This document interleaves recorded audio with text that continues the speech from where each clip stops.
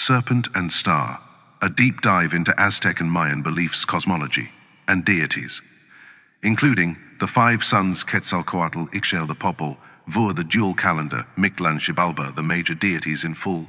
The civilizations of Mesoamerica, the Aztec, the Maya, and their shared ancestors, the Olmec and the Toltec, developed some of the most sophisticated cosmological, philosophical, and calendrical systems ever produced by human civilization. This document is a genuine deep dive into what they believed, how they understood the cosmos, who their deities were, what happened after death, and what their wisdom still has to offer us today. Compiled for Hallie Sarah Parsons' Halagricity Personal Reading Series 2026. In Ixchel, in Yolotl, face and heart, the Nahuatl phrase for a person's true character and inner self. The Aztecs were not a bloodthirsty people. They were a people terrified of the dark, and they sacrificed to keep the sun rising. That is not cruelty. That is cosmic love. Modern Mesoamerican scholar paraphrase. We did not count time, we danced with it. Modern Maya elder paraphrased. Contents. The people and the land. Who were they? The Olmec, the mother culture. The Toltec, the golden age. The Maya, a civilization of extraordinary depth. The Aztec, the people of the sun. Tenochtitlan, the Venice of the Americas. The Aztec cosmos, structure of reality. 13 heavens and 9 underworlds. The 5 directions and their deities. Teotihuacan, where the gods were born. The 5 suns, 5 creations and 4 apocalypses. The first sun, Nahui-Ocelotl. The second sun, Nahui-Hecatl. The third sun, Nahui-Kiahuitl. The fourth sun, Nahui-Atl. The fifth sun, Nahui-Olin. The new fire ceremony, when the world might end. The major Aztec deities, Ometeotl, the dual creator, Quetzalcoatl, the feathered serpent. Tezcatlipoca, the smoking mirror. Huitzilopochtli, the hummingbird of the south. Tlaloc, the rain god. Coatlicue, the earth mother. Xipe-Totec, the flayed god. Mictlantecutli and Micticatlihuatl, lord and lady of the dead. Chalcuitlicu, lady of the jade skirt. Tonatiuh, the sun god. Xolotl, the lightning dog. Human sacrifice. Understanding what actually happened. The theological purpose. Who was sacrificed and why. The many other forms of offering. What modern scholars say. The Aztec calendar system, the most precise in the Tonalpohualli, the sacred 260-day count, the Xiuhpohualli, the 365-day solar year, the calendar round, a 52-year century. The binding of the years, the sunstone, not a calendar.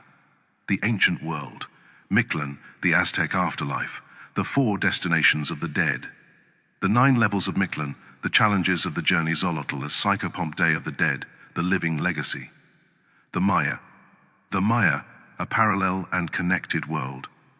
How Maya and Aztec beliefs overlap and differ, the Popol Vuh, the Maya Bible creation in the Popol Vuh. 4 attempts at humanity, the hero twins, Hunahpu and Ixpalanque Xibalba, the Maya underworld Kukulkan Quetzalcoatl. Ixchel, the Mayan jaguar goddess who is Ixchel. The complexity of her identity, Lady Rainbow, Moon, Water, and the sky, the healer and midwife. Medicine as sacred, the weaver of life, the destroyer. Her dark aspect, Ixchel's sacred island, Cozumel Ixchel and modern mysticism. Quetzalcoatl, the full myth. Origins before he had a name. The feathered serpent among the Olmec. Quetzalcoatl, Teotihuacan and Tula. The legend of Xiacatl-Topiltzin. The fall, Tezcatlipoca's betrayal. The transformation, heart into Venus. The promise to return and what that cost. Quetzalcoatl as philosophy. The sacred ball game, Ulamalitzli. The cosmological meaning. The court as the underworld. The stakes. Astronomy and science, what they actually knew. Venus cycles and warfare. 0 and the long count. Architectural alignment. The Dresden Codex. Mesoamerican wisdom and modern mysticism. What this tradition offers. Connections to Halagricity, the living Maya today. Recommended reading. Part 1, The People and the Land. Who were they? Before we can understand Aztec and Mayan beliefs, we need to understand something that is often missed. These were not 2 separate civilizations that happened to exist in the same general region at the same time. They were part of a continuous tradition of cultural exchange, inheritance, and transformation stretching back at least 30,500 years, from the Olmec civilization of the Gulf Coast through the Toltec and Maya classic periods to the Aztec Empire at its height in the 15th and 16th centuries. Understanding this continuity is essential. It explains why Quetzalcoatl appears as the feathered serpent in Aztec mythology and as Kukulkan in Mayan mythology and in the creation pantheon of the Olmec. It is the same divine idea, carried across centuries and civilizations, each one adding new layers to the understanding. The Olmec, the mother culture. The Olmec civilization, centered on the Gulf Coast of what is now the Mexican states of Veracruz and Tabasco, is called the mother culture of Mesoamerica for good reason.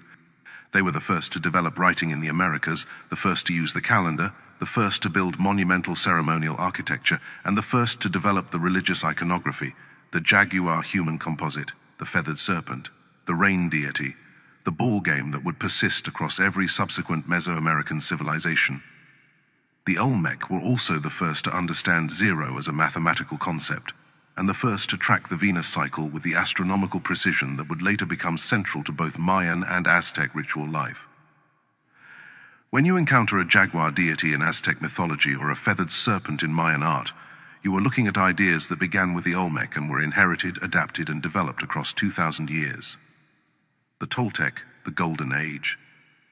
The Toltec civilization, centered at the city of Tula, in what is now Hidalgo, Mexico, occupied a place in Aztec consciousness roughly equivalent to how ancient Greece occupies Western consciousness as the idealized origin point of all culture and sophistication. The Nahuatl word Toltecayotl meant culture itself. To call someone a Toltec was to call them a master craftsperson, a true artist, a person of knowledge. The Toltec were the civilization in which the historical Quetzalcoatl figure, the priest-king Xibalba Topiltzin, is believed to have actually lived, ruled, been overthrown, and departed eastward in a story whose mythological dimensions grew with each retelling. They also built the first major temple to Quetzalcoatl at Tula, whose massive stone warrior columns and feathered serpent carvings influenced Chichen Itza and every subsequent major Mesoamerican ceremonial site. The Maya, a civilization of extraordinary depth. The Maya, a collection of related but distinct city-states and kingdoms spread across the Yucatan Peninsula, Guatemala, Belize, Honduras, and parts of Mexico, represent one of the most remarkable intellectual and artistic achievements in human history. At their classic period peak, they built cities like Tikal, Palenque, Copan, and Chichen Itza that combined sophisticated engineering with astronomical precision and extraordinary artistic mastery. The Maya developed a complete writing system, one of only 5 or 6 fully independent writing systems ever invented by humanity, capable of recording the full complexity of their spoken language. They developed the concept of zero independently of the Hindu-Arabic tradition. They tracked the Venus cycle to within 2 hours of its modern calculated value. Their calendar system, including the 260-day sacred calendar and the 365-day solar calendar, is more accurate than the Julian calendar used by Europe for most of its history. Unlike the Aztec, the Maya were never a single unified empire. They were a cultural family, sharing language roots, religious traditions, calendar systems, and iconography, but organized as a collection of independent city-states that traded, intermarried, competed, and occasionally went to war with each other. Their civilization went through multiple cycles of collapse and renaissance, and crucially, the Maya never disappeared. Over 6 million Maya people are alive today, many still speaking Mayan languages and preserving elements of the ancient traditions. The Aztec, the people of the sun, the Aztec who called themselves the Mexica, from which the name Mexico derives, were relative latecomers to the Valley of Mexico. According to their own founding myth, they migrated south from a northern homeland called Aztlan following the instructions of their patron god Huitzilopochtli, who promised them a sign, an eagle eating a snake while perched on a cactus growing from a rock in the middle of a lake. They found this sign on an island in Lake Texcoco in 1325 CE, and there they built Tenochtitlan, a city that would grow to a population of between 200,000 and 300,000 people, larger than any city in Europe at the same time. In less than 200 years, from migrant wanderers to rulers of an empire, the Mexica achieved one of the most remarkable political ascents in human history. The term Aztec is somewhat anachronistic. It was applied retroactively by 19th century scholars. The people themselves used Mexica for their ethnicity and Nahuatl for their language. They are also sometimes called the Mexica Tenochca, after their founding city. Tenochtitlan, the Venice of the Americas. When the Spanish arrived in 1519, the city of Tenochtitlan astonished them. Hernán Cortés wrote that he had never seen anything like it in all of Europe. Built on an island in Lake Texcoco, connected to the mainland by 3 great causeways, Tenochtitlan had aqueducts bringing fresh water from the mainland, a grid of canals that served as streets, floating gardens that made the land extraordinarily productive, a vast market at Tlatelolco that Cortés said was twice the size of the city of Salamanca, and at its center, the Templo Mayor, the great dual pyramid, dedicated to Huitzilopochtli and Tlaloc, which served as the symbolic center of the universe. The Mexica understood Tenochtitlan as the navel of the world, the point where the 4 quarters of the cosmos met. The design of the city reflected their cosmology, 4 quadrants corresponding to the 4 cardinal directions, 4 colors, 4 deities, 4 elements all meeting at the Templo Mayor, which was understood not merely as a temple, but as a living mountain, a replica of the original mountain where the gods were created. The shape of the universe, 13 heavens and 9 underworlds. The Aztec cosmos was understood as a multi-layered structure of extraordinary complexity. The universe consisted of 13 celestial levels and 9 levels of the underworld, with the terrestrial world as the middle plane. These 23 levels were not vague spiritual territories, they were specific, mapped, named, and populated by specific deities and beings. The 13 heavens, ascending from lowest to highest, housed the moon and clouds, the stars, the sun, Venus, comets and fire, winds, dust storms, obsidian winds, the great lord winds, the god Tezcatlipoca, and at the highest levels approaching the realm of the dual creator god, Ometeotl. The Aztec understanding was that everything that existed in the terrestrial world had its counterpart above and below a cosmological application of the same principle that the Hermetic tradition calls as above, so below. The 5 directions. Where most cultures recognize 4 cardinal directions, the Aztec recognized 5. The 5th direction, the center, was the most important. Each direction corresponded to a specific color, a specific deity, a specific year sign, and a specific set of meanings. Teotihuacan, where the gods were born. Before the Aztec, before the Toltec, there was Teotihuacan, the city where the gods were created, a vast urban center that reached its peak around 450 CE and was already ancient ruins by the time the Aztec arrived.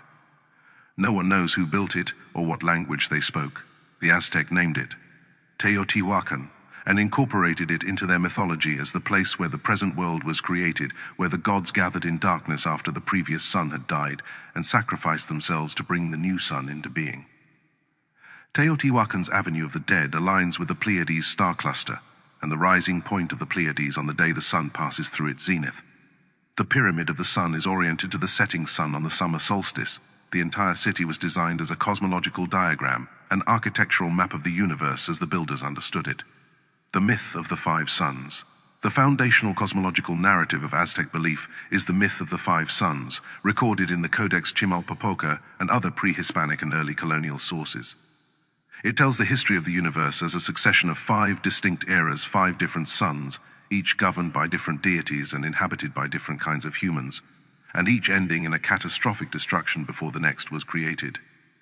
We live, according to this cosmology, in the 5th and final sun, and its eventual destruction by earthquake is not if, but when, unless the correct offerings continue to be made.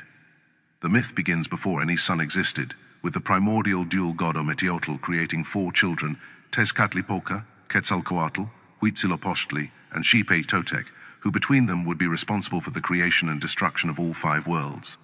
The 4 brothers represent the 4 cardinal directions. Their competition for dominance produces the cycle of creation and destruction. The first sun, Nahui Oceloti. Tezcatlipoca, the smoking mirror, became the first sun, a son of obsidian, ruling a world populated by giants. These beings were so powerful that they did not need to cultivate food. They ate only acorns from the forest. But Tezcatlipoca, as the sun moved too slowly, and Quetzalcoatl, jealous and restless, struck his brother with a mighty blow. Tezcatlipoca fell from the sky, transforming into a jaguar as he fell. This jaguar son, furious at being cast down, summoned jaguars from the darkness, and they consumed all the giants who had inhabited the world. This is why the first sun is called Nahui Ocelot. 4 Jaguar, because it ended on the calendrical day 4 Jaguar. The lesson of the first sun, power without balance destroys itself. The obsidian mirror of Tezcatlipoca, which he used to observe the night sky and all things hidden, became the symbol of self-reflection that can also reflect one's own darkness back at oneself. The second sun, Nahuia Hecate. With Tezcatlipoca cast down and the jaguars devouring the giants, Quetzalcoatl took control and established the second sun, his era, characterized by wind. The humans of this era ate only pine nuts and lived their lives in trees. But Tezcatlipoca, humiliated and resentful, took revenge. He unleashed devastating hurricanes across the land. These violent winds uprooted trees, destroyed everything built, and swept away the people. A few survivors clung to the branches of the trees that had not yet fallen and in the process transformed into monkeys. This is why monkeys live in trees. The second sun ended on the calendrical day 4 wind. The lesson of the second sun, civilization built on pride and rivalry, is fragile. When the two great forces of the cosmos, Quetzalcoatl and Tezcatlipoca, light and shadow, order and chaos, other rather than balance each other, everything is destroyed. Oppose each. The third sun, Nahui Kiahuiti, Tlaloc, the ancient rain deity, governed the third sun. Humans in this era ate aquatic seeds and lived in a world of relative stability.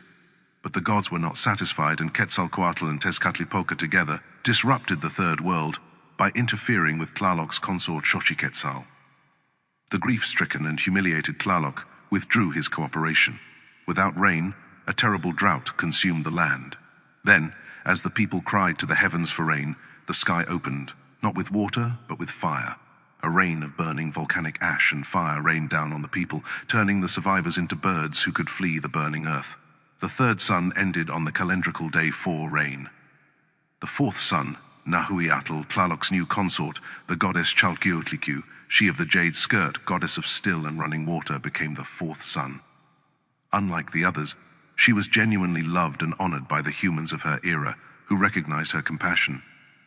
But Tezcatlipoca, ever the destabilizing force, whispered to Chalchiotlicu that her love for humanity was not genuine, that she was simply performing kindness to win their worship. The accusation was devastating.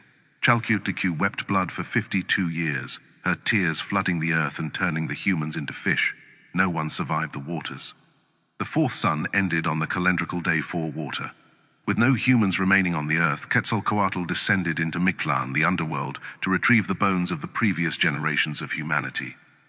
Mictlan, the lord of the dead, reluctantly agreed to give them up, but set impossible tasks for Quetzalcoatl to complete as conditions. Quetzalcoatl tricked the Death Lord and fled with the bones, but as he ran, he fell into a pit and the bones scattered and broke. This is why humans are bomb in different sizes. The bones broke into pieces of different lengths, and when Quetzalcoatl added his own blood to them to reconstitute life, the resulting humans were all different heights. The fifth sun, Nahui Olin, our present world. With the earth repopulated but without a sun, the gods gathered at Teotihuacan to create a new one. 2 volunteers stepped forward to become the sun, Tecuchistecati, a proud and wealthy god who came adorned with precious feathers and offerings of coral, and Nanahuatl, a humble, poor, scab-covered god who could only offer his own dried blood and a bundle of hay. To become the sun, a god had to leap into a great bonfire. Tecuchistecati, despite his pride, flinched at the flames 4 times. Each time he prepared to leap, he drew back. On the 4th attempt, the humble Nanahuatl ran past him and leaped into the fire without hesitation. His self-sacrifice was complete. Shamed, Tecuchistecati finally leaped in after him. 2 suns rose, but the gods decided the earth could not have 2 equal suns. One of the other gods struck Tecuchistecati in the face with a rabbit, dimming his brilliance. He became the moon. The impression of the rabbit is visible in the moon's surface to this day. The Aztec did not see a man in the moon but a rabbit, and many Mesoamerican cultures preserve this understanding. But even with a sun, there was no movement. The newly created Tonatiuh refused to move across the sky without nourishment, specifically without blood. The gods debated.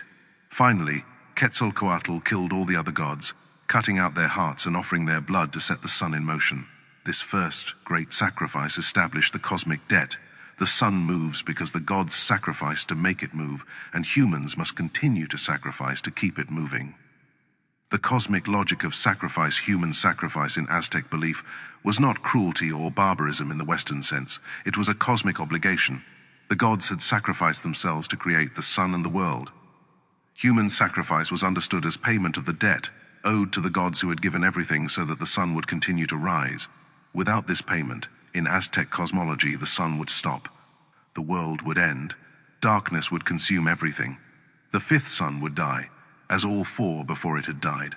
Understanding this does not require approving it, but it requires acknowledging that it arose from genuine theological terror about the fragility of existence, not from pathological bloodlust. The new fire ceremony, when the world might end. Every 52 years, when the 260-day sacred calendar and the 365-day solar calendar aligned perfectly to create the end of a calendar round, the Aztec faced a period of profound cosmic anxiety. If the gods chose not to renew the world, the fifth sun would simply stop. The darkness would flood back in. On the final night of the 52-year cycle, all fires throughout the empire were extinguished. Hearth fires, temple fires, every flame all put out. The people stayed indoors, terrified as the night deepened. Pregnant women were kept hidden with masks over their faces because it was feared that if the sun did not rise, they would transform into monsters and devour the people. Children were kept awake. If they slept and the sun did not rise, they might never wake. The priests climbed to the hill of the star carrying the body of a sacrificial victim. At midnight, when the Pleiades star cluster crossed the zenith of the sky, the moment of maximum cosmic tension, the high priest drilled a new fire in the chest cavity of the sacrifice. If the fire caught, the world would continue. The gods had granted another 52-year cycle. The flame was carried by runners to all the temples, then distributed to every hearth in the empire. Morning came. The sun rose. The people wept with relief and celebrated. Another 52-year century had begun. Part 4, the major Aztec deities, the Aztec pantheon. The Aztec pantheon comprised hundreds of deities, local gods absorbed from conquered peoples. Nature deities, celestial deities, earth deities, deities of specific human activities, and the great cosmological forces. What follows is a deep exploration of the most central figures. Ometeotl, the dual creator. At the highest level of the 13 heavens, Omayocan, the place of duality, dwells the most fundamental divine principle in Aztec philosophy, Ometeotl. The name combines Ome and Teotl, yielding to God, or dual deity. And dark, creative and destructive, a genuinely non-dual conception of ultimate reality that predates comparable Western philosophical developments by centuries. Ometeotl is also called Tloquen, Lord of the Near and the Far, a phrase suggesting that the divine is both immanent and transcendent. The 15th century Aztec philosopher King Nezahualcóyotl of Texcoco wrote extensively about Ometeotl as an invisible, unknowable divine principle behind all visible reality, a theological understanding strikingly similar to the Advaita Vedanta concept of Brahman and to the Taoist concept of the Tao. Connection to modern mysticism, Ometeotl is the closest Mesoamerican equivalent to the non-dual divine described in Advaita Vedanta, Taoism, and Sufi mysticism. The Aztec philosophical tradition, particularly as developed at the court of Nezahualcóyotl, was engaged in the same fundamental questions about the nature of ultimate reality as the great philosophical traditions of Asia and the Middle East. Ometeotl, as creator, sustainer, and background of all existence, is the Mesoamerican version of the recognition that haligicity honors across all traditions, all diversity arises from a single source. Huitzilopochtli, hummingbird of the south.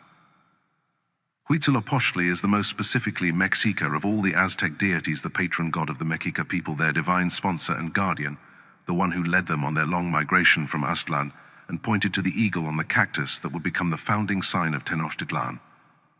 His name translates as hummingbird of the south or left-handed hummingbird, the south being the direction of the dead in Aztec cosmology, and the hummingbird being understood as the form taken by the souls of fallen warriors. Huitzilopochtli was born fully armed. His mother Coatlicue, the earth goddess, was already the mother of 400 children and her daughter Coyolxauhqui. When Coatlicue became inexplicably pregnant by a ball of feathers, her daughter and her 400 sons were shamed and furious. They marched on their mother to kill her.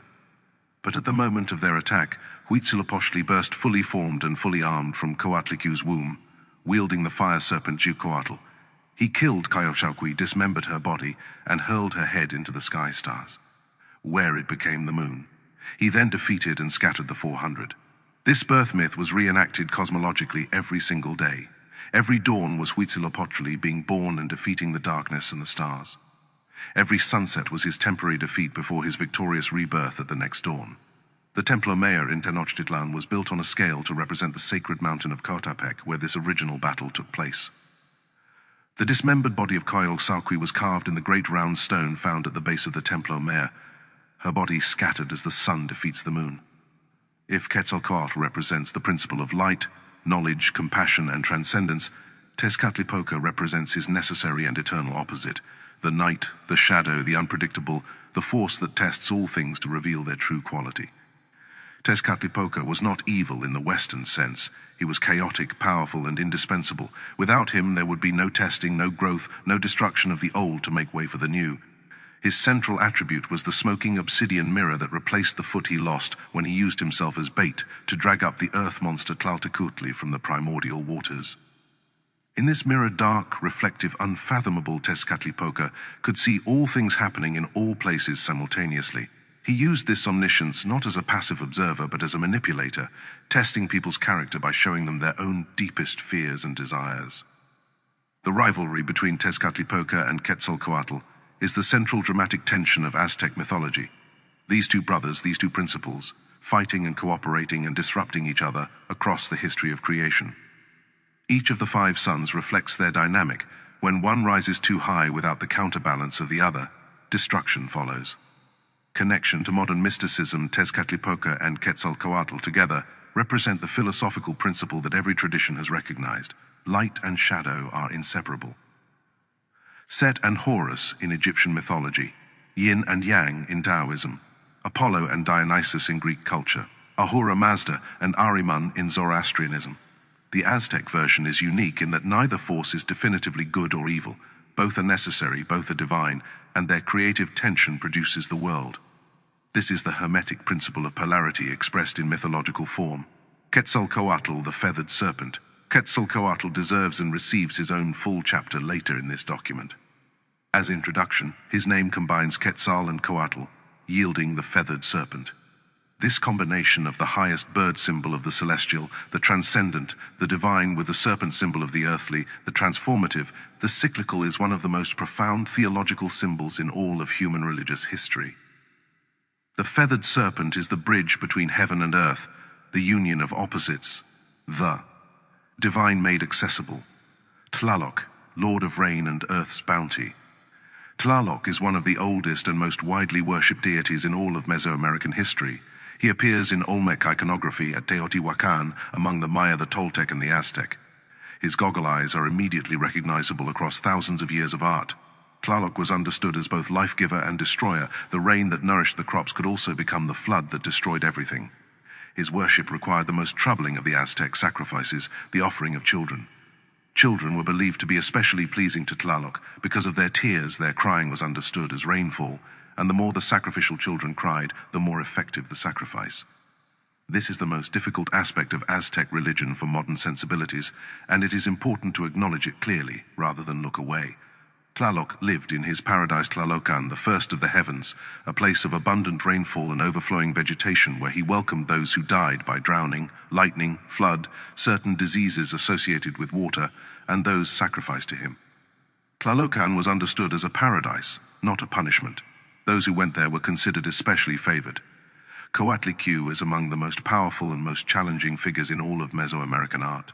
The famous Coatlicue statue found in Mexico City in 1790, now in the National Museum of Anthropology, is 8.5 feet tall, carved from a single block of basalt, and so psychologically overwhelming that the Spanish authorities buried it soon after it was unearthed because they feared its effect on people who saw it. Coatlicue's body is a theological statement in stone. She has no human face. Her head is replaced by 2 serpents facing each other, their combined gaze forming a single terrifying face of pure chthonic power. Her necklace is woven from human hands and hearts, with a skull at the center. Her skirt is a mass of writhing serpents. Her feet are the clawed feet of a predator. She wears her enormous breasts, emptied and hanging after nourishing the world, as a reminder that she is the mother who has given everything.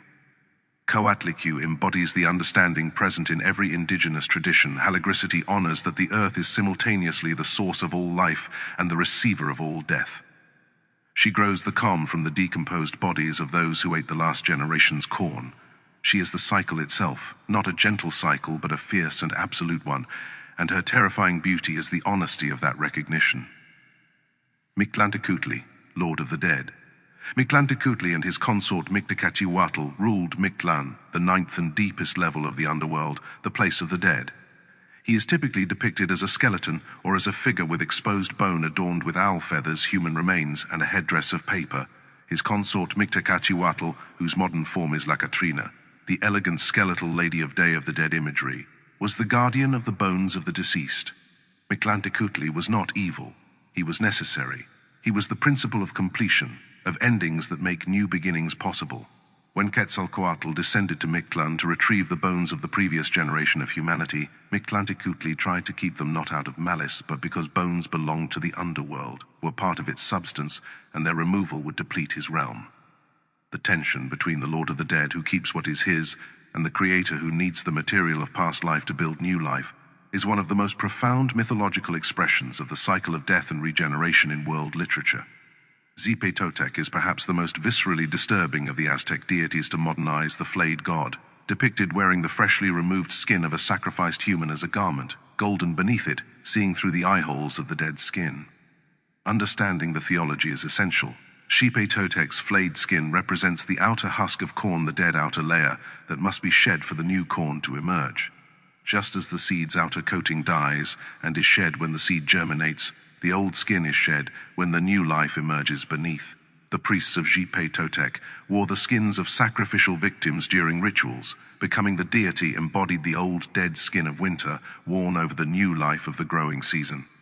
This is agricultural theology in its most literal form, the recognition that death is the prerequisite for new life, and that the regeneration of the earth each spring is itself a form of resurrection.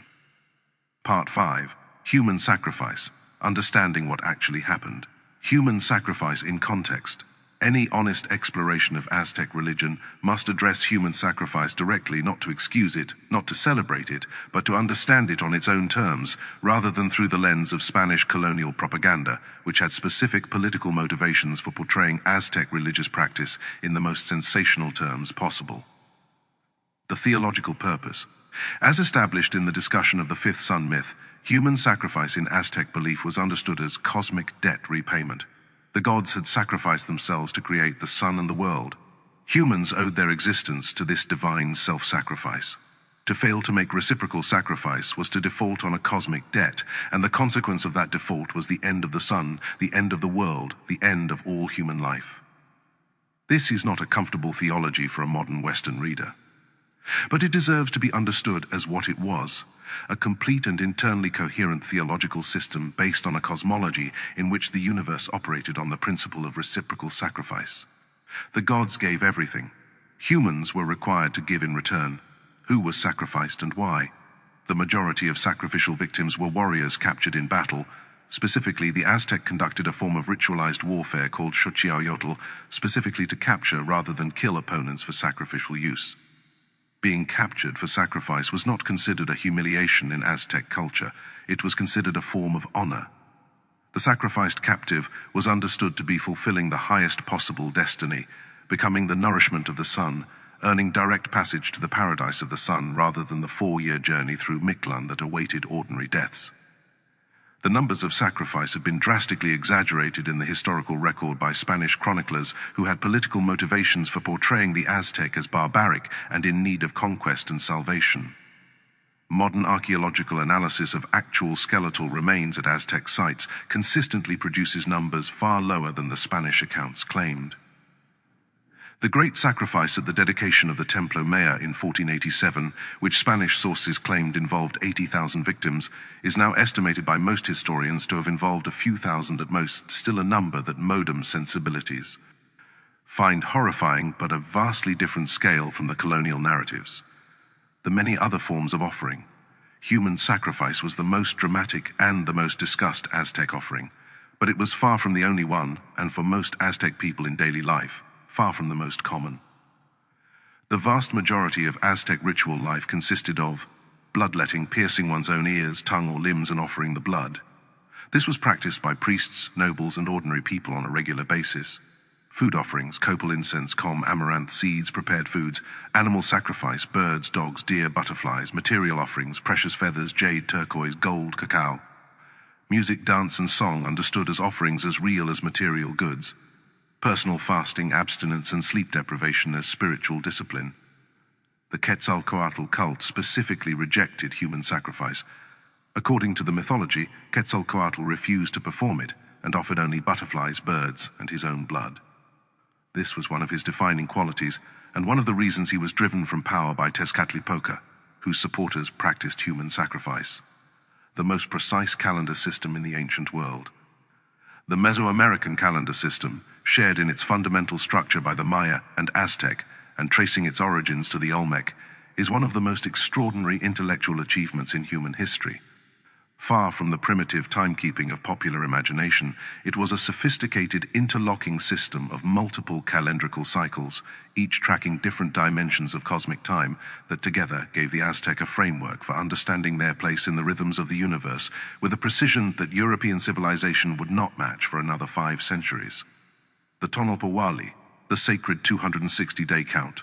The Tonalpawali sacred ritual calendar, a 260-day cycle that served as the primary divinatory and religious timekeeping system.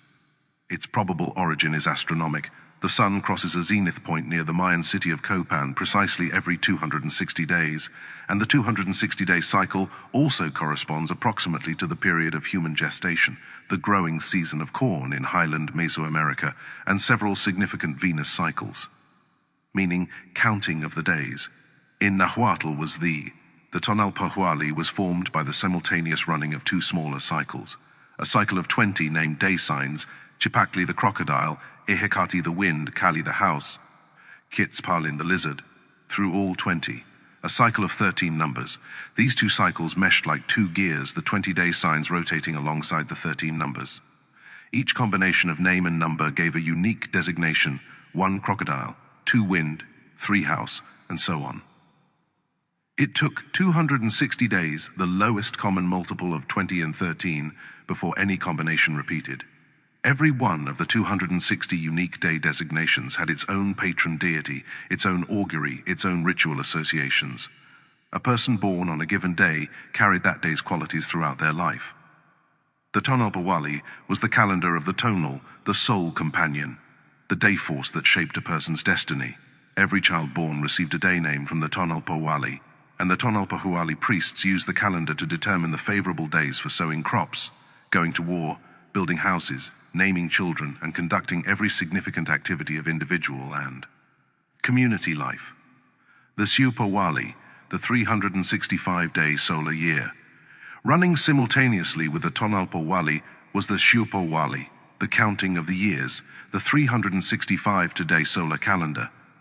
This was the agricultural and administrative calendar, divided into 18 months of 20 days each, totaling 360 days plus 5 additional empty days, called Nemontimi at the end of the year. The Nemontimi were considered extremely unlucky, a dangerous threshold between one year and the next.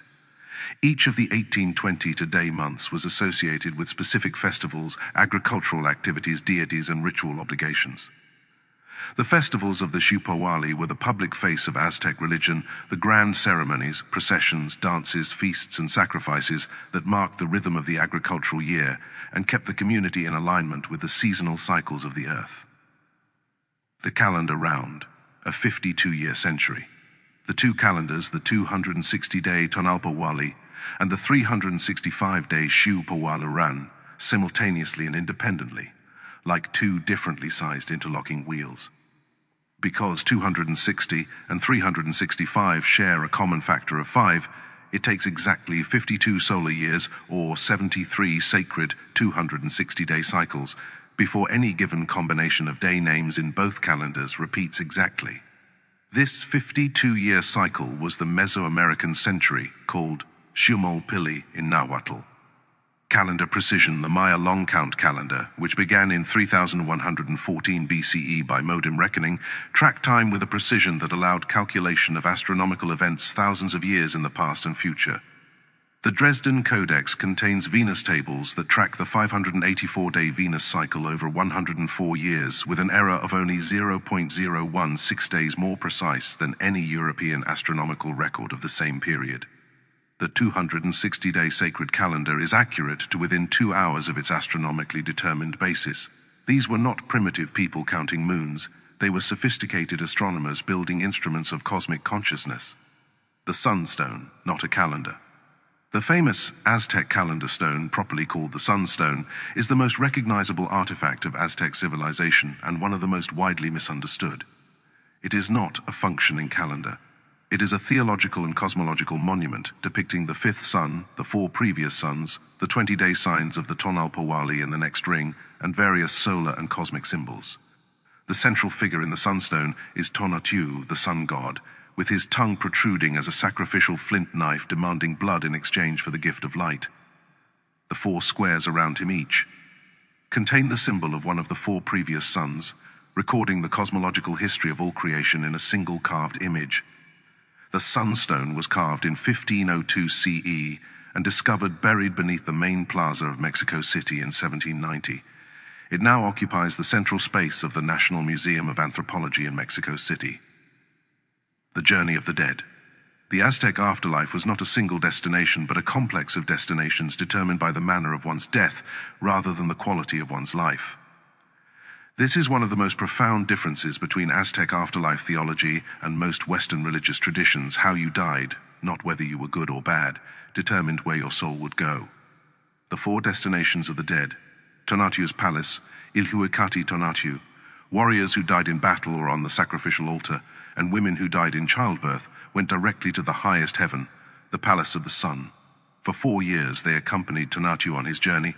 Male warriors escorted the sun from dawn to noon, female warriors from noon to dusk. After 4 years, they were reborn as hummingbirds and butterflies, returning to earth as the most beautiful creatures of the garden. Tlalocan, the paradise of Tlaloc. Those who died by water-related causes, drowning, lightning, flood, certain skin diseases, being struck by rain, went to Tlalocan, the lush paradise of the rain god. Tlalocan was a place of eternal summer, abundant crops, flowing water, and joyful rest. It was one of the most desirable afterlife destinations.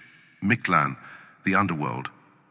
Those who died of natural causes, illness, old age, the majority of deaths, 4-year journey through the 9 levels of Mictlan to their final rest with Mictlan, embarked on the Mictlantecuhtli and Chichihuacuauco, the wet nurse tree.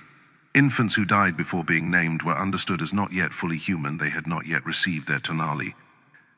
They went to a special paradise where they nursed from a celestial tree that dripped milk, waiting for an opportunity to return to earth and live. The 9 levels of Mictlan. For those who traveled to Mictlan, the journey was a 4-year ordeal through 9 increasingly challenging levels, each requiring specific tools and preparations.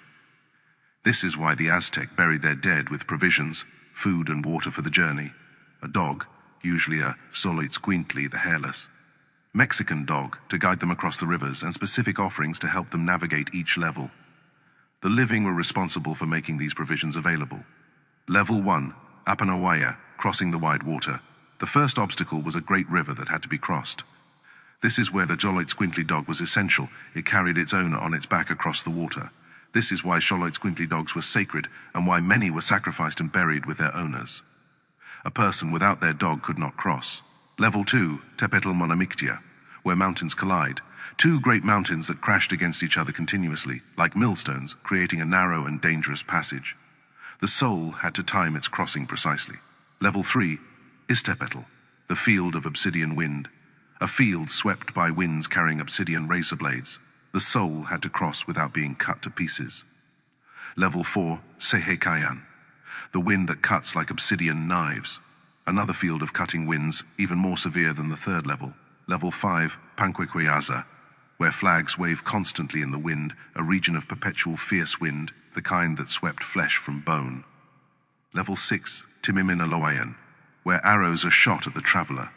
A field where arrows were shot from all directions. The soul had to somehow make it through unscathed. Level 7, Tiocoyoqualoa, where wild beasts eat hearts, a place where jaguars and other predators devoured the hearts of those who had not lived correctly. Level 8 is Mictlan Apokaloloka, the obsidian-blowing wind desert, another region of extreme wind and darkness. Level 9, Chikuna Mictlan, the 9 layers of death, the final resting place. The 9th and deepest level, where Mictlantecuhtli and Mictlantecuhtli resided. After the 4-year journey, the soul arrived here and finally dissolved into the rest of the underworld. This was not punishment, it was completion. The soul had run its course. Day of the Dead, the living legacy. The modern Dia de los Muertos, celebrated on November 1st and 2nd in Mexico and Mexican communities worldwide, is the most direct living descendant of Aztec ancestor veneration practices. The Aztec held multiple festivals throughout the year honoring the dead, including a month-long festival called Ixchel and another called Ixchel. These involved building altars with food and offerings for the returning dead, who were believed to visit the living during this period. When Spanish missionaries arrived in the 16th century, they mapped these practices onto All Saints' Day and All Souls' Day, creating a syncretistic celebration that absorbed indigenous practices into Catholic festival dates. The result is one of the most beautiful examples of cultural synthesis in the world. An ancient indigenous acknowledgement that the dead remain present and connected to the living, dressed in Catholic calendrical clothes, but carrying its original Mesoamerican understanding at its heart. Connection to modern mysticism, the Day of the Dead, is the most accessible modern expression of the Aztec ancestor veneration practices that Halagricity honors in the ancestor altar tradition. The marigold-lined altar with photographs of the deceased, offerings of their favorite foods, candles to light their way, and the understanding that the dead return to visit on specific days. This is the same theological recognition that underlies the Halagric ancestor altar practice. The relationship does not end with death, and the living have a responsibility to honor, nourish, and maintain the connection with those who have passed. The Maya and the Aztec, 2 sides of the same river. The Maya and the Aztec are often presented as entirely separate civilizations, but this misses the depth of their connection. They shared the same calendar system, the same feathered serpent deity, the same ballgame ritual and its cosmological meaning, the same basic cosmic structure of 13 heavens and 9 underworlds, and the same fundamental understanding that the universe operates on cycles of creation and destruction maintained by ritual obligation. The key differences: the Maya developed their civilization earlier, were never politically unified into a single empire, developed a more sophisticated writing system and mathematical tradition, and produced the extraordinary sacred text of the Popol Vuh, a creation narrative with no Aztec equivalent in depth or literary sophistication. The Popol Vuh, the Maya Bible. The Popol Vuh is the foundational sacred text of the Quiché Maya people of Guatemala, and one of the most extraordinary literary documents in all of world literature. Its name means roughly Book of the People or Book of the Community Mat. The text is a creation narrative, a history of the gods and heroes of the Maya world, and an account of the origin of the Quiché people. The Popol Vuh, as we have it today, was written down in the Latin alphabet sometime around 1554 to 1558 CE by Quiché Maya nobles working in secret. The Spanish had begun burning Maya codices and suppressing indigenous knowledge. The original writing, in hieroglyphic Maya, is described in the text itself as the source from which the authors were working, but no copies of that original have survived. The written Popol Vuh was discovered by a Spanish friar, Francisco Ximenez, around 1700 CE, who made the first transcription and translation. The Popol Vuh opens with one of the most beautiful creation narratives in any tradition. There was not yet one person, one animal, bird, fish, crab, tree, rock, hollow, canyon, meadow, forest. Only the sky alone is there. The face of the earth is not clear. Only the sea alone is pooled under all the sky. There is nothing whatever gathered together. It is at rest, not a single thing stirs. It is held back, kept at rest under the sky. Whatever there is that might be is simply not there, only the pooled water, only the calm sea. Popol Vuh, opening passage, Dennis Tedlock translation, creation in the Popol Vuh, 4 attempts at humanity. Like the Aztec 5 Sons myth, the Maya Popol Vuh describes multiple attempts at creating humanity before a satisfactory version was achieved.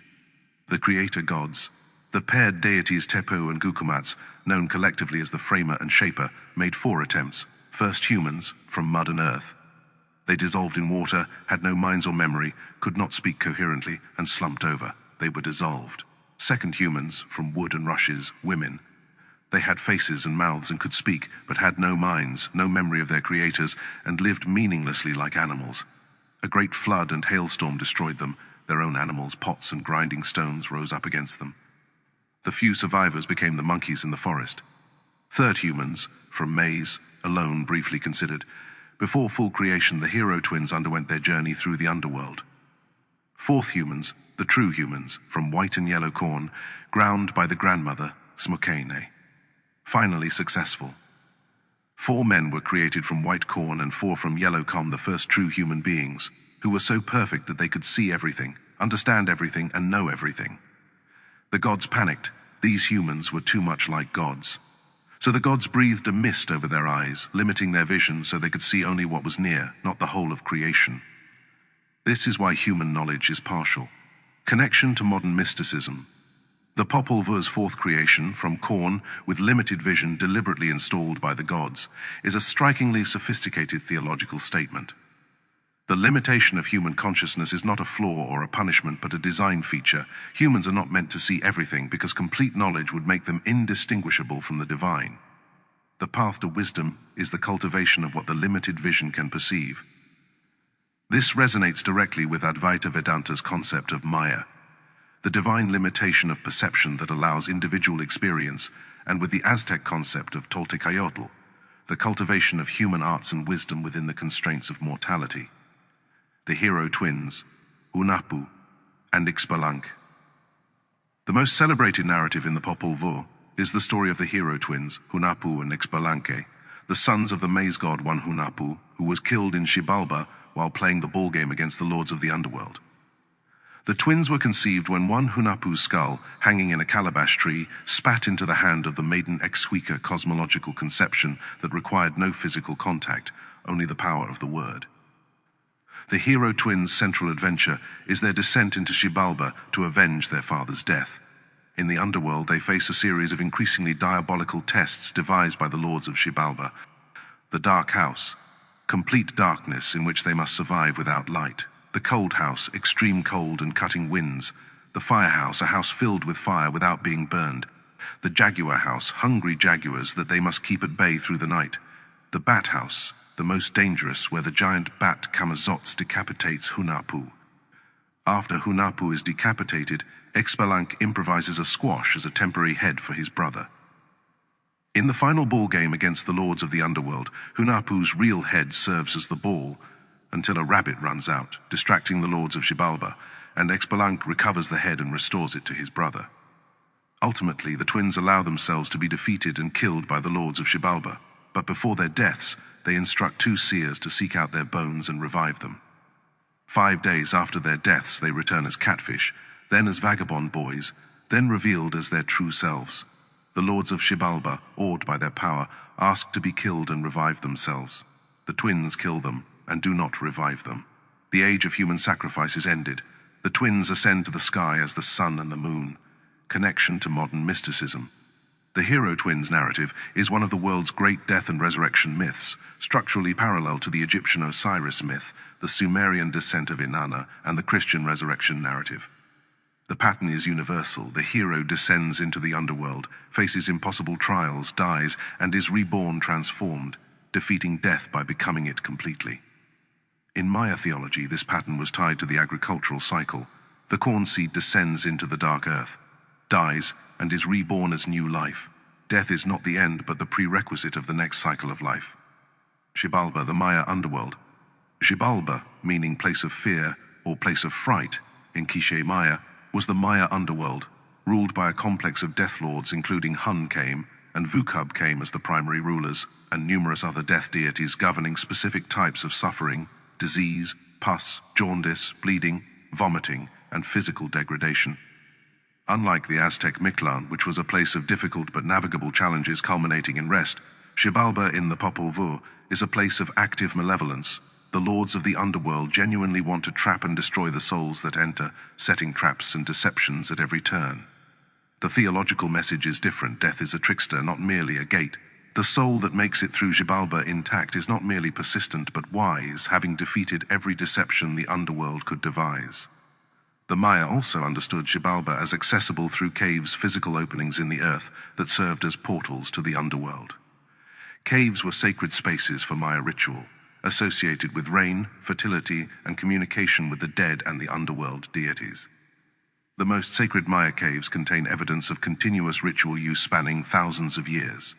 Kukulkan, the Maya Quetzalcoatl. Kukulkan, whose name means feathered serpent, in Yucatec Maya, equivalent to Quetzalcoatl in Nahuatl, was the same divine principle of the feathered serpent expressed in the Maya context.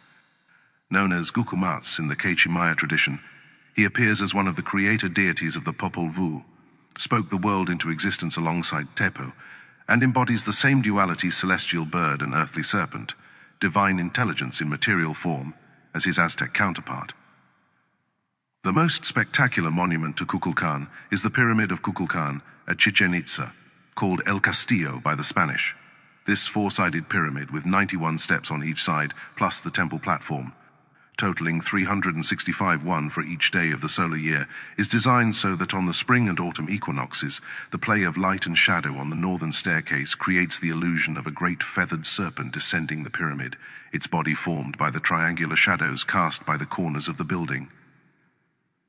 The serpent's carved stone head at the base of the staircase connects the illusion to the physical monument. This is not coincidence. It required precise astronomical knowledge and extraordinary engineering skill to achieve this effect, and the Maya achieved it. Ixchel, Lady Rainbow, Moon, Medicine, and Weaving. Ixchel is the Mayan goddess whose portfolio encompasses the moon, medicine, childbirth, weaving, water, and floods, and whose complete understanding requires more nuance than most modern sources provide.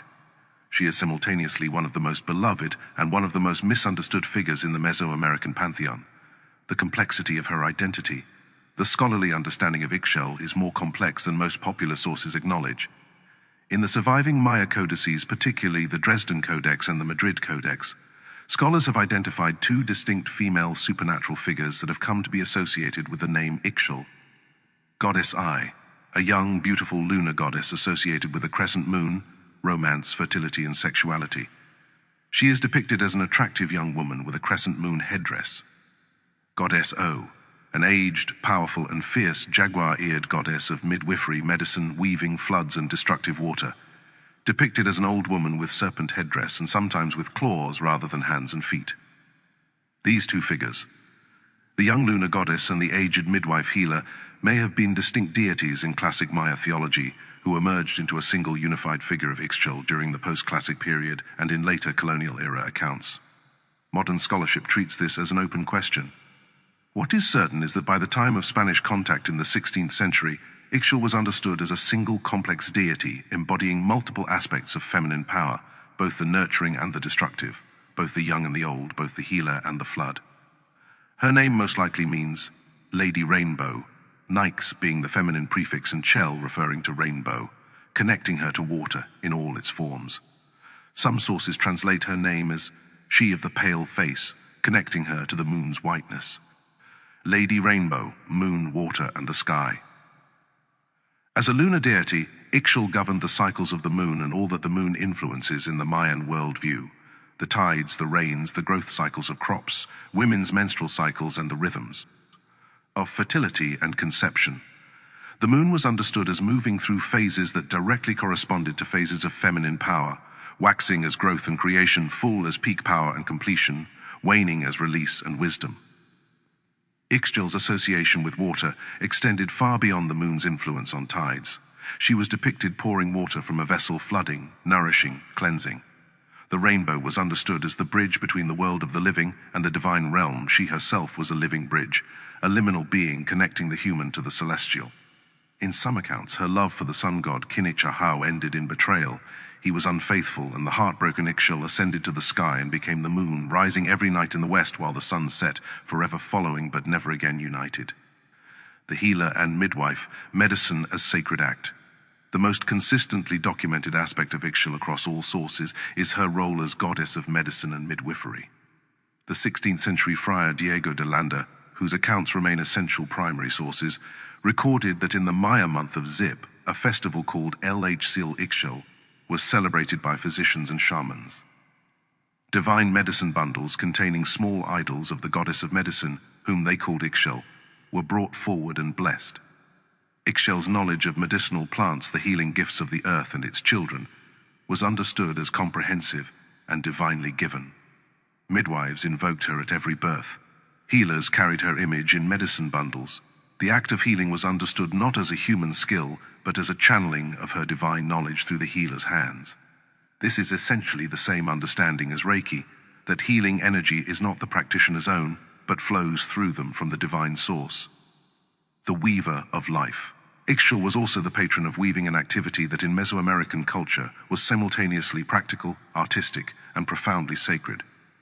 Weaving was one of the primary roles of women, and the act of weaving was understood as a cosmological activity, the loom as a model of the cosmos, the threads as the threads of fate and destiny, the weaver as a co-creator of reality alongside the divine. Ixchel was said to weave the tapestry of life itself, the interwoven threads of all living things, the pattern of destinies, the fabric of existence.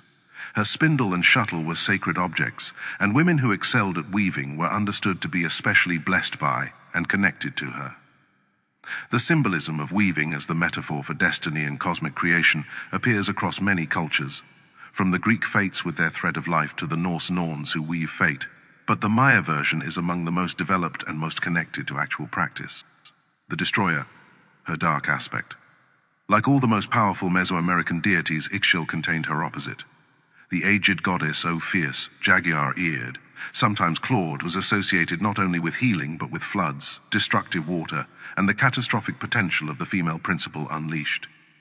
In the Dresden Codex, she is shown tipping a great jar, flooding the earth with water, the same flooding that ends the fourth world in the Aztec five suns myth. This duality, the healer who can also destroy, the mother who protects but whose power is ultimately devastating, is consistent with the Mesoamerican understanding that all divine powers contain both their creative and destructive potential. Ixchel as flood deity and Ixchel as midwife are the same power expressed in different directions. The water that brings life and the water that destroys it are the same water. The womb that gives birth and the womb that bleeds are the same body. The healer who knows the plants that heal also knows the plants that kill. Ixchel's sacred island, Cozumel. The island of Cozumel, off the Caribbean coast of the Yucatan Peninsula, was the primary pilgrimage center for the worship of Ixchel. She had her most important temple there, a hollow idol through which her priests spoke to convey her oracular pronouncements. Maya women made the sea crossing to Cozumel specifically to pray to Ixchel for fertility, safe childbirth, healing, and guidance. The oracle of Ixchel at Cozumel was consulted on major decisions by rulers from throughout the Maya world. When the Spanish arrived at Cozumel in 1519, they destroyed the temple and the idol. Hernán Cortés used Cozumel as his first landing point in the conquest of Mexico and the destruction of Ixchel's primary sanctuary. There was one of the first acts of the systematic suppression of Mesoamerican religion that would follow. Connection to modern mysticism. Ixchel is the most complete expression in Mesoamerican tradition of the divine feminine principle that haligicity honors across all traditions. Her portfolio, moon, water, medicine, weaving, birth, fertility, destruction, the jaguar's fierce protective power, encompasses the full range of feminine spiritual authority. Her understanding of medicinal plants mirrors the haligric reverence for the healing gifts of the earth. Her role as weaver of destiny parallels the understanding in many traditions that the divine feminine creates the fabric of existence. Her oracle at Cozumel, where women made pilgrimages across open water to seek her guidance, is the Mesoamerican equivalent of the healing temples of Isis at Philae or the oracle of the Pythia at Delphi. She is a goddess of medicine in the fullest possible sense, the medicine of birth, the medicine of healing, and the medicine of understanding that life and death are the same water flowing in different directions. Quetzalcoatl, the feathered serpent. Quetzalcoatl is the most complex, the most beloved, and the most philosophically rich figure in all of Mesoamerican mythology. Over 3,000 years of religious history, he accumulated layers upon layers of meaning: creator god, wind god, morning star, patron of priests, patron of merchants, giver of corn, inventor of the calendar, teacher of civilization, exile, self-sacrifice, promise of return. He was also historicized into the figure of a real priest-king, and that conflation would ultimately contribute to the fall of the Aztec Empire. His name combines two of the most sacred elements in Mesoamerican thought: the Quetzal bird, whose brilliant iridescent emerald-green tail feathers could measure up to 3 feet in length and were more precious than gold, and Coatl, the serpent. The Quetzal lives only in the cloud forests of the highlands, never touches the ground, and cannot survive in captivity. It is the most purely celestial of birds. The serpent lives in the earth, sheds its skin, is reborn. Together they represent the union of heaven and earth, the divine descended into matter, the earthly aspiring toward transcendence. Origins: the feathered serpent before he had a name. The feathered serpent appears in Mesoamerican art and iconography from at least 900 BCE in Olmec sites predating any named deity.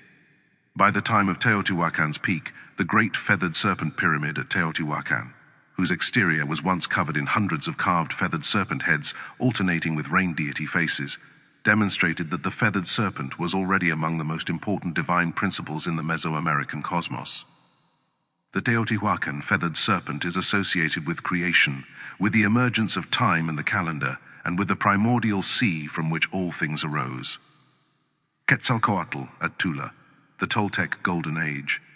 By the time of the Toltec civilization centered at Tula, Quetzalcoatl had become the supreme deity of that culture, patron god of the Toltec, patron of priests and learning, god of the planet Venus, and the tutelary spirit of Tula's legendary prosperity.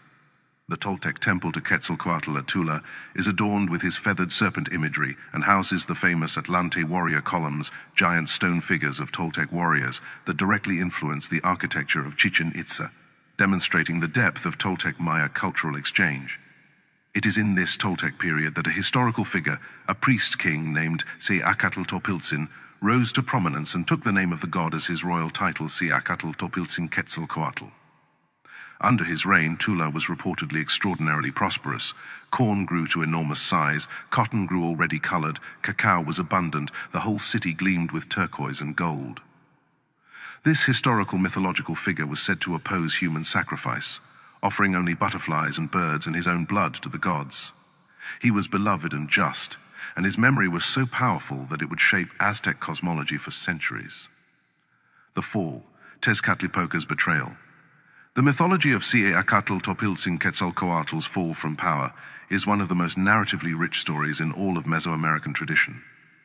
In every version, Tezcatlipoca is the agent of his downfall, but the methods vary.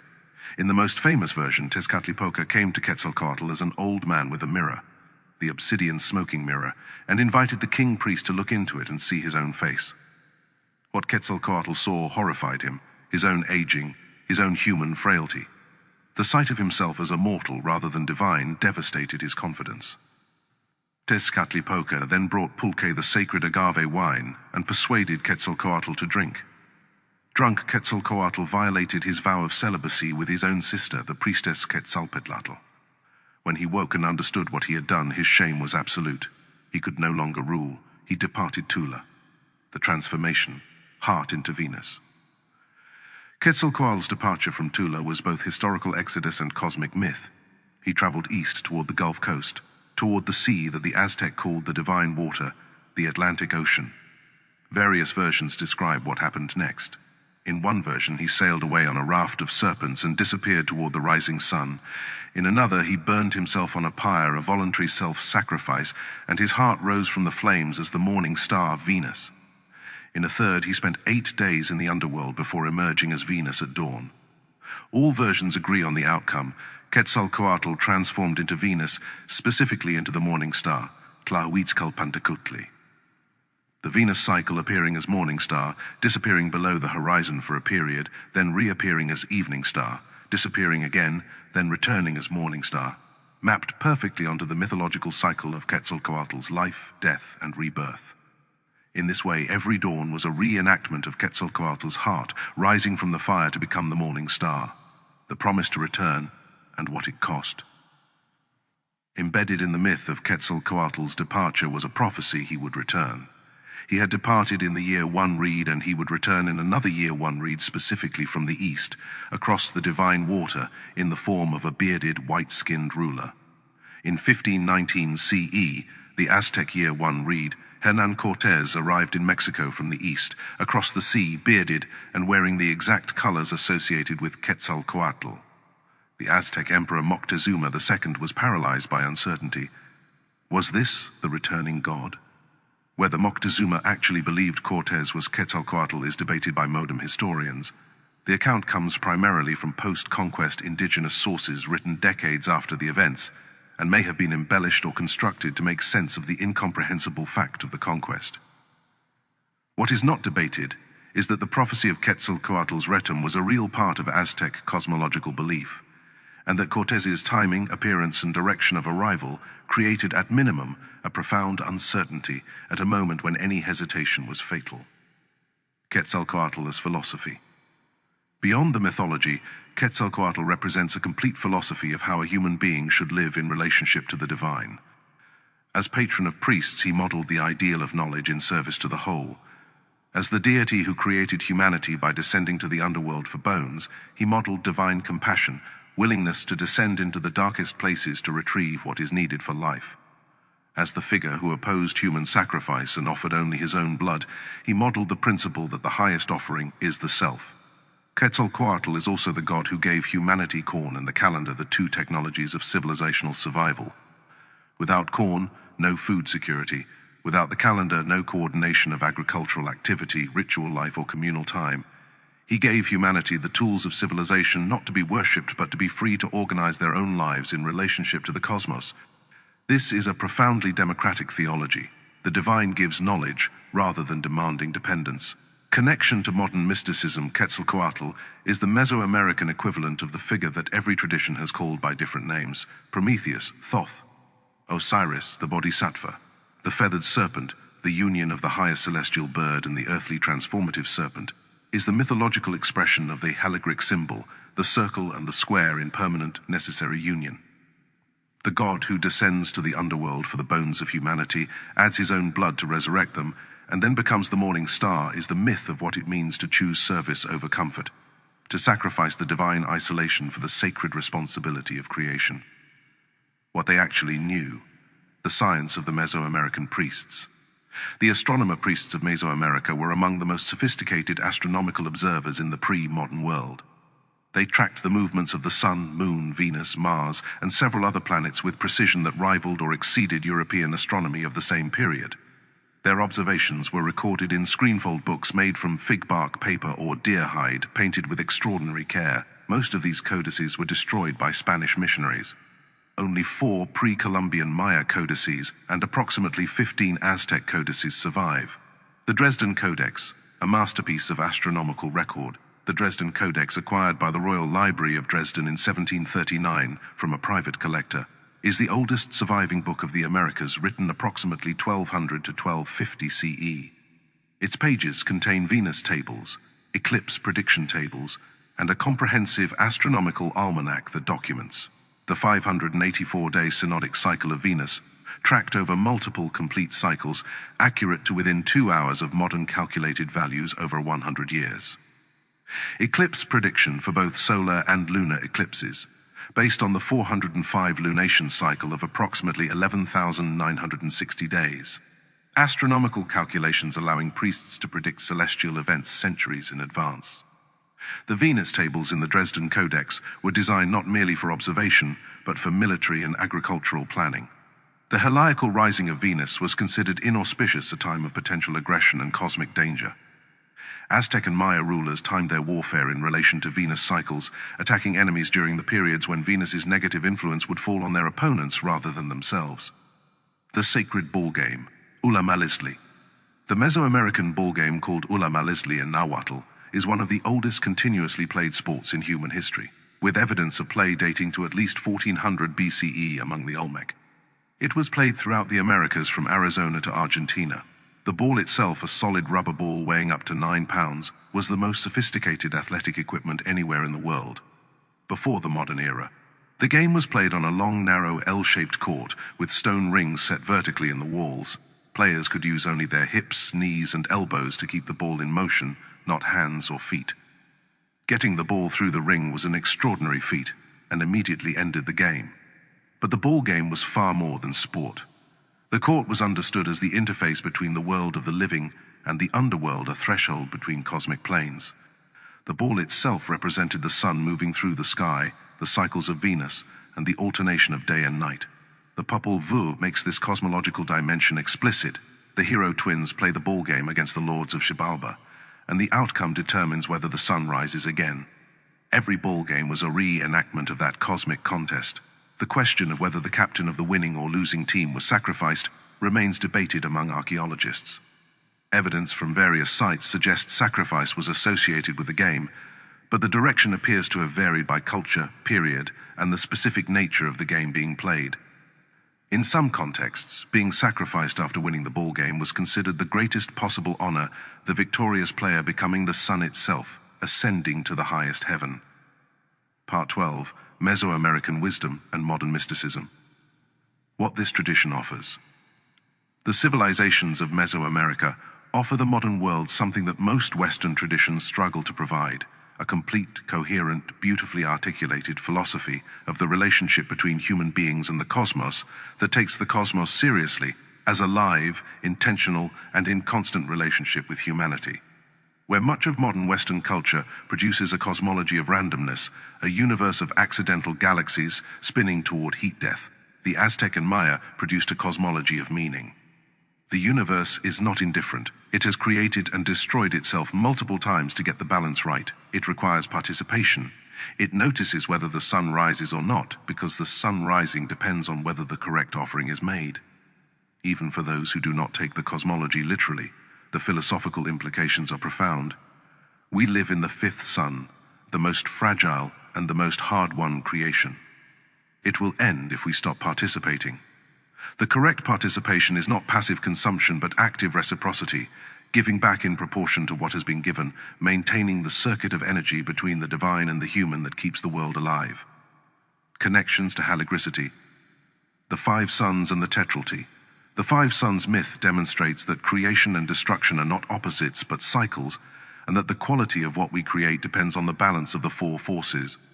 When any single force dominates without the balance of the others, the cycle ends in catastrophe. The tetralty, feeling. Thinking, speaking, doing is the haligric version of this same recognition. All four must be aligned. The tonalpawali and the power of the day. The Aztec understanding that each day carries its own specific energy, patron deity, and augury is the most sophisticated pre-modern expression of the understanding haligricity honors in its moon phase work, seasonal practice, and circadian rhythm philosophy. Time is not neutral.